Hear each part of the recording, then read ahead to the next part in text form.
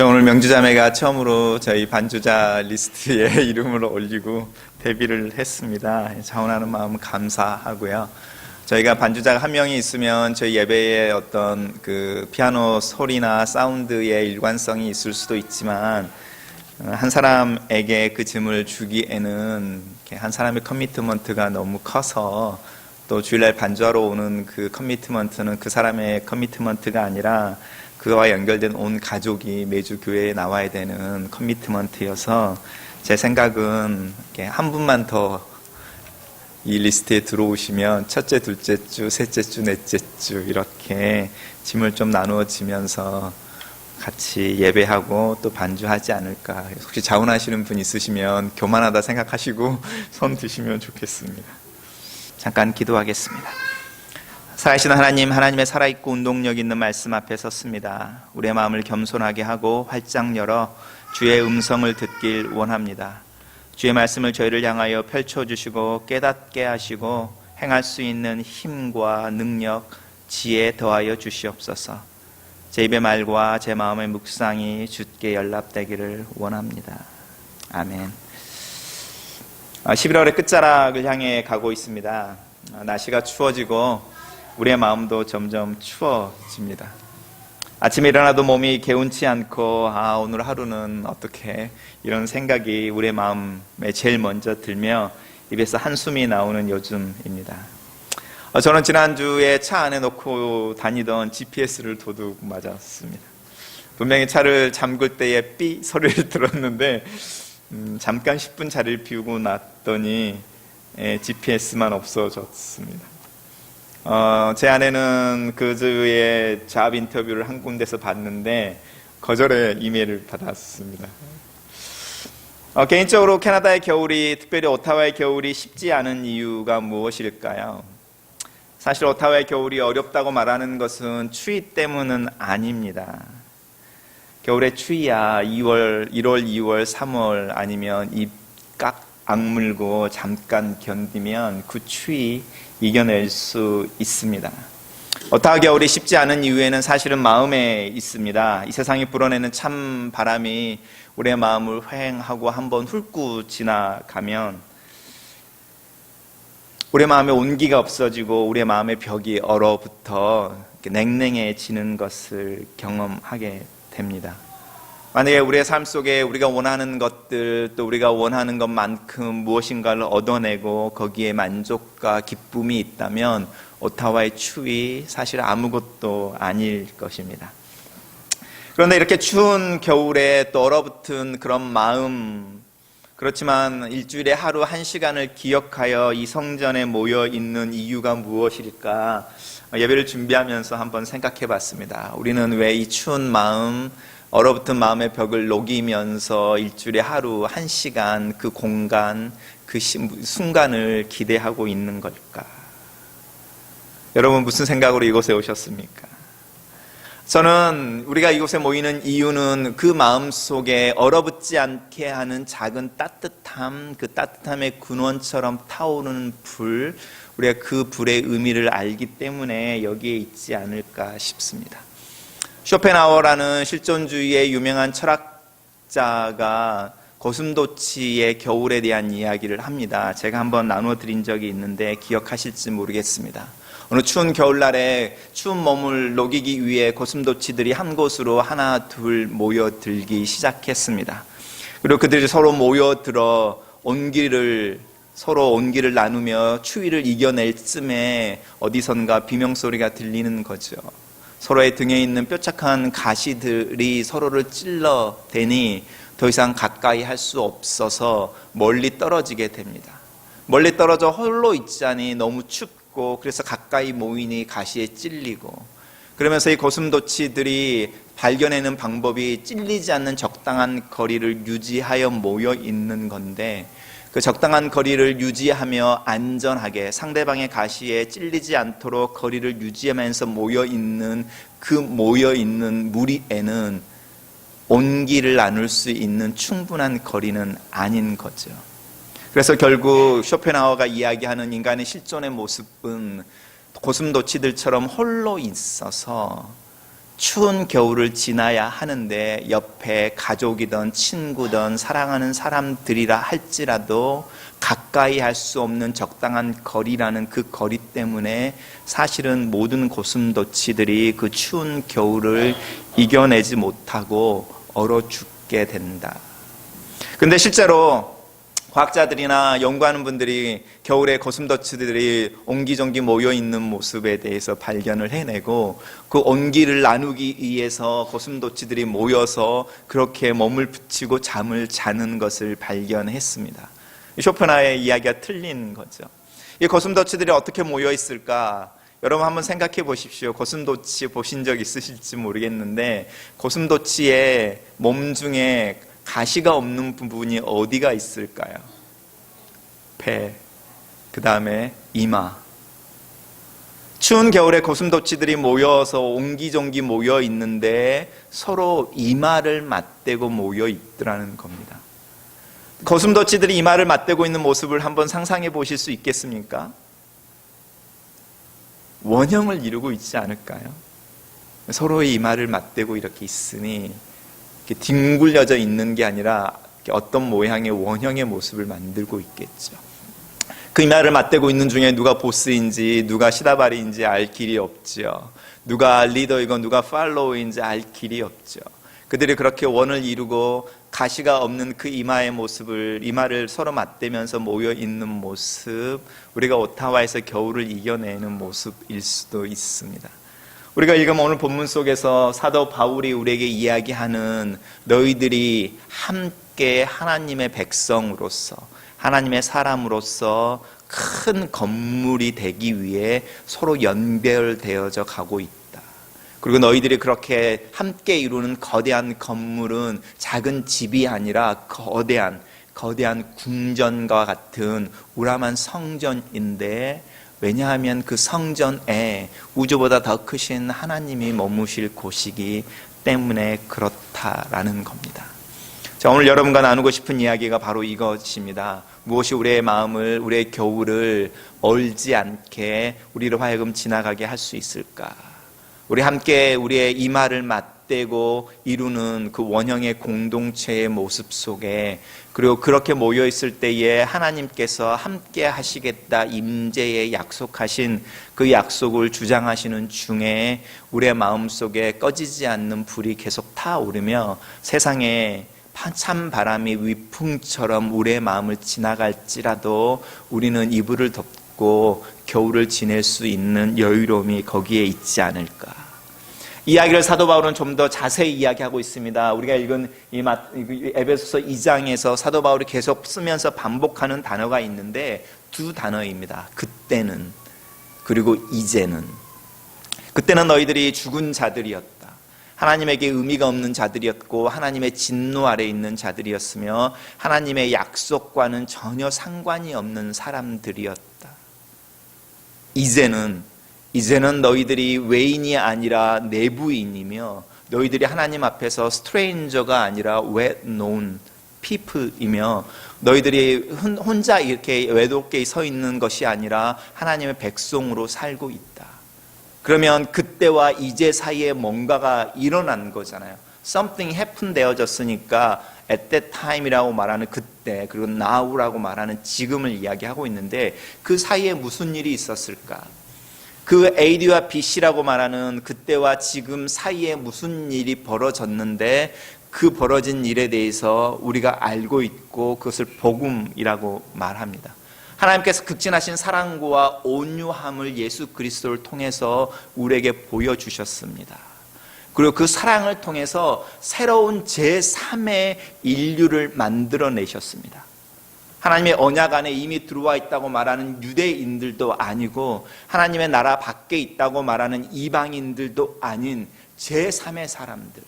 그래서 나는 스스로 나는 이방인입니다 라는 말도 더 이상 하지 않고 나는 유대인입니다 라는 말도 더 이상 하지 않는 제3의 인류를 만들어냈는데 그 사람들은 뭐라고 말을 하냐면 나는 유대인입니다, 이방인입니다 아니라 나는 그리스도에게 속한 사람입니다 라는 고백을 해낸다는 겁니다. 그 나는 그리스도에게 속한 사람입니다 라는 고백을 해내는 사람에게 피부 색깔이 문제가 없어지며 나이와 성별이 문제가 없어져서 동일한 동격의 원형의 관계를 만들어내는데 그 사람들이 하나님의 백성들입니다. 그러면 다시 돌아가서 우리가 하나님의 백성으로서 이 세상에 살아갈 때 경험하게 되는 여러 가지 텐션이나 긴장감들이 있을 수 있죠.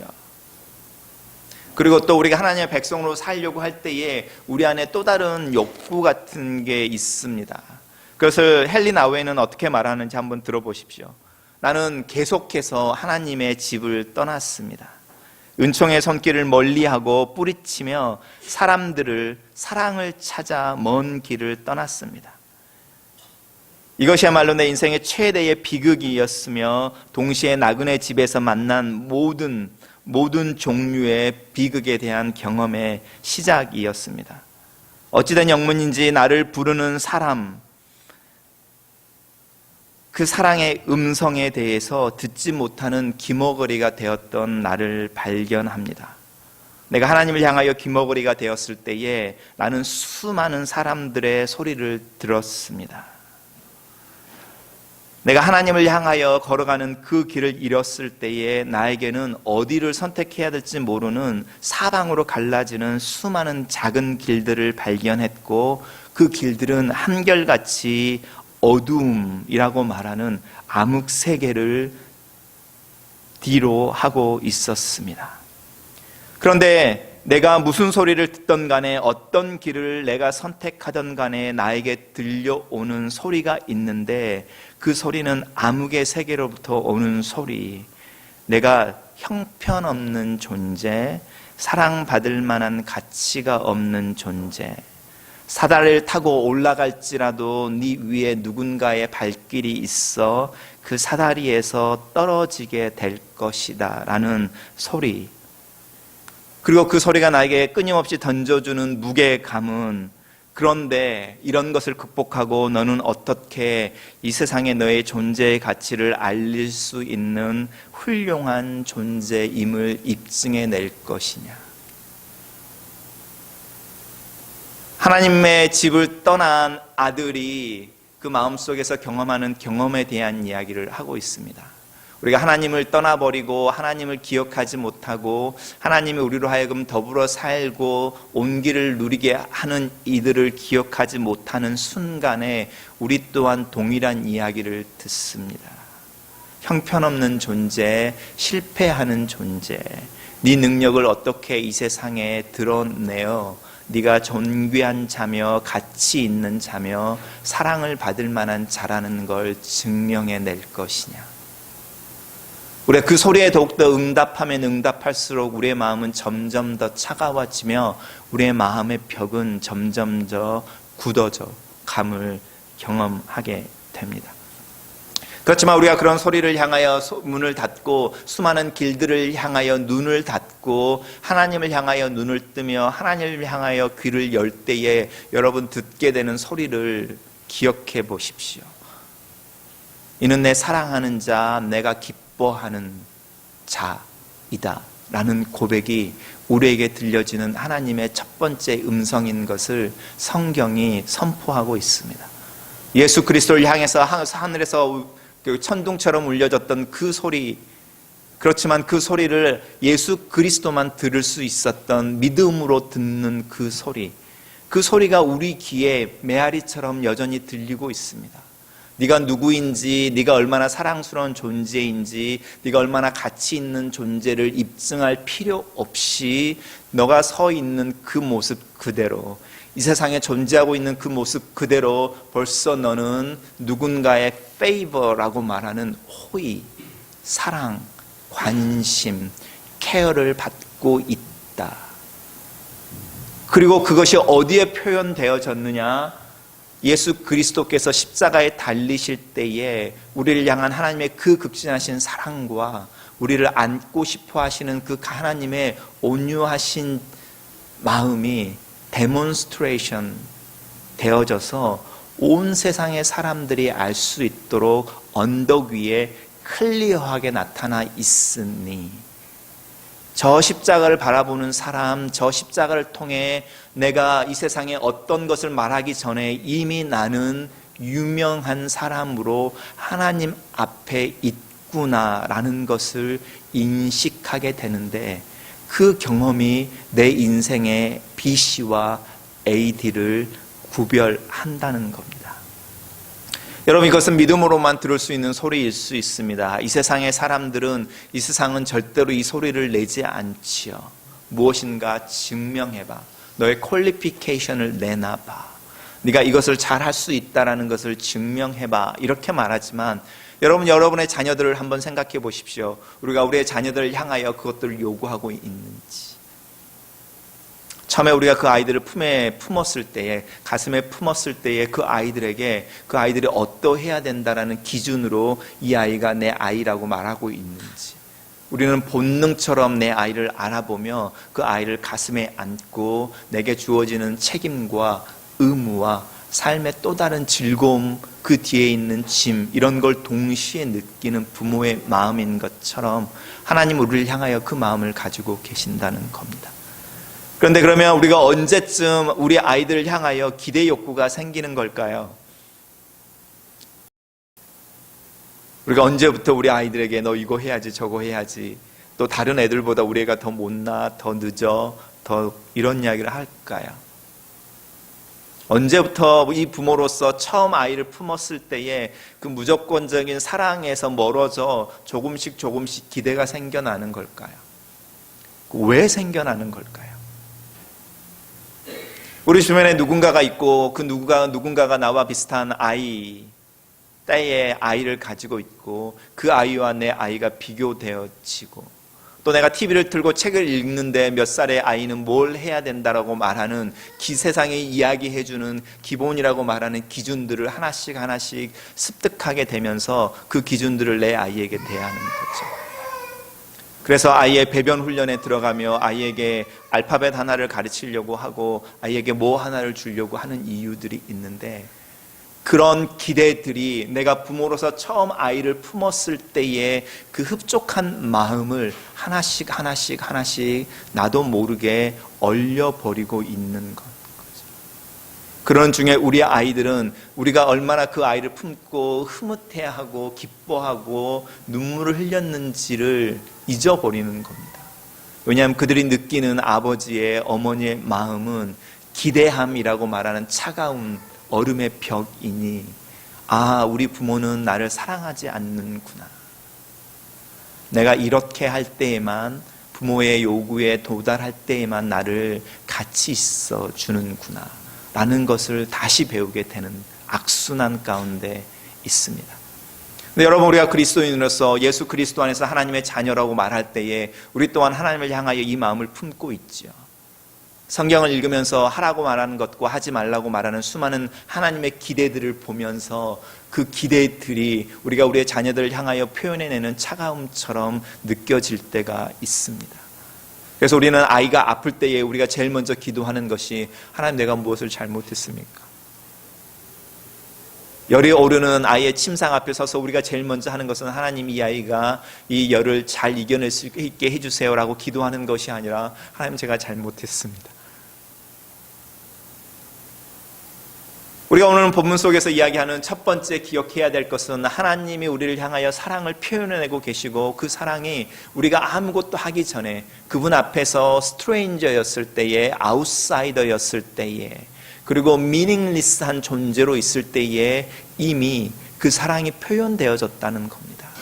우리가 그분을 사랑하기 전에 그분이 먼저 우리를 사랑하셨으니, 그리고 우리를 품에 안고 흡족해 하시며 즐거워하셨으니, 그리고 그 아이를 흔들며 자신의 모습이 그 아이 속에 있는 것을 즐거워하셨으니, 그 즐거워하셨던 것에 대한 믿음, 그 믿음이 우리가 교회를 이루고 또 그리스도인으로 삶을 살아가려고 하고 또 이 세상의 참기와 거슬려서 살기를 원할 때에 기억해야 되는 첫 번째인 겁니다. 그때와 지금 그 사이에 뭔가가 일어났는데, 그때 하나님께서 나를 당신의 사랑으로 온전히 예수 그리스도 안에서 품으셨다. 이것이 예수 그리스도라고 생각해 보십시오. 이게 바로 여러분과 저입니다. 하나님께서 그때와 지금 사이에 우리를 예수 그리스도 안에 넣으셨습니다. 그래서 우리와 예수 그리스도 사이에 구별이 없어져 버린 거죠.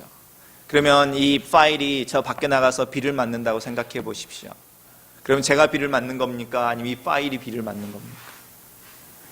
이 파일과 이 속에 있는 내가 동시에 비를 맞는 겁니다. 이 파일이 물에 잠겼을 때에 나 또한 물에 잠긴 거죠. 이 파일이 십자가에 달렸을 때에 나 또한 십자가에 달린 건 겁니다. 여러분과 우리 사이에 또 우리와 예수 그리스도 사이에 분리할 수 없는 한 가지가 있는데 우리도 모르게 우리의 의사와 상관없이 하나님이 우리를 당신의 아들과 동일시해버리고 있다는 겁니다. 그러면 입양되었다는 말을 이렇게 설명할 수 있는 거죠. 제가 누구 친구 집에 갔을 때에 어머니 저 왔습니다 이렇게 말합니다. 제가 정말 친하는 베프의 집에 갔을 때는 그 베프의 아버지와 어머니는 저의 아버지와 저의 어머니입니다. 제 베프의 제 어머니나 아버지가 저를 당신들의 아들과 동일하게 대접해 줍니다. 밥 먹었냐? 배고프지 않냐? 춥지 얼른 들어와. 그런 웰컴을 보여주죠. 그런 호의를 보여주죠. 그것은 내가 얼마나 믿을 만한 또 얼마나 어떤 학력과 학벌과 지위를 가지고 있는지와 상관이 없습니다. 당신들이 사랑하는 아들의 친구라는 이유 하나만으로 당신들이 그 아들에게 보여주는 사랑과 호의를 나에게 전이시켜 주는 겁니다. 우리가 하나님 안에서 가지게 되는 하나님의 호의와 사랑 또한 마찬가지입니다. 우리가 그것을 입증해내는 것이 아니라 예수 그리스도가 우리를 안았을 때에 우리는 그 안으심 속에 하나님의 아들로서 그분에게 주어지는 사랑과 호의가 우리에게 고스란히 전달되어지고 있습니다. 그래서 예수님께서 이 세상을 지내는 동안에 고난을 받으셨던 것처럼 우리의 삶 속에 고난이 당연한 것일 수 있습니다. 그래서 예수님께서 오실 때 sometime의 외로움을 경험하셨던 것처럼 우리 또한 그것을 경험합니다. 그분이 배신을 당했던 것처럼 우리 또한 그런 배신을 경험합니다. 그분이 오해를 받고 누군가로부터 인정을 받지 못했던 것처럼 우리도 그것을 경험할 때가 있습니다. 제가 방향을 바꿔서 말하고 있는 것을 알아차리시면 좋겠습니다. 우리가 일반적으로 우리가 고난을 당할 때에 예수님이 고난을 당하십니다. 우리가 외면을 당할 때에 예수님이 그 외면을 당하셨으니 우리의 외면 당함을 압니다. 이렇게 말하는데 우리가 예수 그리스도 안에 있을 때는 방향이 바뀌어져 버리는 거죠. 우리가 이 세상을 살면서 배고픔을 경험합니까? 외로움을 경험하십니까? 피곤함을 경험하십니까? 예수님께서 그런 것을 경험하셨으니 우리 또한 그것을 경험하는 게 마땅한 거지요. 그분이 웃고 즐기셨던 것처럼 우리도 때로는 웃고 즐기고 이렇게 춤추고 노래 부를 수 있습니다. 때로는요 고난 속에 있을 수도 있습니다. 우리가 운명 공동체처럼 그렇게 예수 그리스도와 우리의 사이에 분리가 없이 하루하루를 살아낼 수 있는 것은 그분이 우리처럼 이 세상에 몸을 입고 오셔서 발에 먼지를 묻히면서 찬 바람을 맞으며 목마름을 경험하면서 사셨으니 우리 또한 그렇게 사는 것이 당연합니다. 그래서 믿음의 신앙이 깊어지면 깊어질수록 여러분 안에 또 제 안에 발견되어지는 질문이 있는데 그 질문이 무엇이냐면 Why me? 이 질문에서요 Why not me? 이렇게 바뀌는 겁니다. 여러분 고난을 받으십니까? 왜 이 고난이 나에게 와? 이렇게 질문을 하셨다면 우리가 좀 더 성장할 필요가 있습니다. 우리가 조금 더 예수 그리스도의 고난을 이해하고 그 고난이 나의 고난일 수 있다는 믿음을 받아들인다면 어떤 고난이 나에게 왔을 때 그렇지 왜 내가 아니야? 나에게도 고난이 올 수 있지. Why not me? 이렇게 말할 수 있는 믿음, 뜨거운 불 같은 게 마음속에 있는 겁니다. 왜냐하면 우리가 믿는 예수 그리스도가 그렇게 사셨는데 나라고 그렇게 살지 말라는 법이 있습니까? 세상의 다른 사람들을 비교하면 왜 저 사람은 아니고 이렇게 말할 수 있지만 우리를 예수 그리스도와 비교해 보십시오. 그럼 그분이 사셨던 모습 왜 나에게는 그 모습이 안 나타날 수 있지 이렇게 말할 수 있는 겁니다. 우리가 조그만 관점을 바꿔볼 때에 이 A와 B라고 말하는 관점의 변화처럼 우리의 삶을 향하는 태도가 달라지고 이 세상을 향하여 달라지는 우리의 태도가 표현되어지는데, 우리가 그 달라진 모습을 경험하게 되는 첫 번째는 추운 겨울날일 거라는 겁니다. 이불 속에서 나오기 힘든, 싫은, 밖에 차가운 공기가 막 느껴지는 그런 추운 겨울날, 인생의 그런 추운 겨울날, 침대를 박차고 일어나 몸을 씻고 하나님의 말씀을 펼 수 있는 그 용기, 그 힘이 우리의 믿음의 진정한 표현일 수 있습니다. 우리가 그렇게 표현하는 믿음의 사람들이 이렇게 모여서 원형의 공동체를 맞출 때에 하나님께서 말씀하시는 거죠. 너희들이 하나의 거대한 집을 만들어 그리고 그 집에 나로 거하게 해라. 우리는 동일하게 모세에게 말씀하셨던 하나님의 음성을 듣고 있는 겁니다. 내가 너희들과 함께 거하며 광야를 함께 걸어가며 함께 목마름과 함께 불타는 상황 속에 있을 터이니 내가 너희들을 버리지 않고 너희를 떠나지 않겠으니 나로 하여금 너희들 중에 거할 수 있는 처소를 만들어줘. 그분이 집이 없어서 그렇겠습니까?